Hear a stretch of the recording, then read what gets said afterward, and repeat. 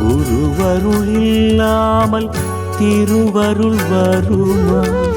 குரு உனை அறியாமல் அலைவது தகுமா? குருவருள் இல்லாமல் திருவருள் வருமா? குரு உனை அறியாமல் அலைவது தகுமா? விண்பொருள் மண் வந்து மெய்ப்பொருளாய் நின்று, விண்பொருள் மண் வந்து மெய்ப்பொருளாய் நின்று தருகின்ற அருளுக்கு வேறொன்று சமமா? வேறொன்று சமமா? குருவருள் இல்லாமல் திருவருள் வருமா? குரு உனை அறியாமல் அலைவது தகுமா?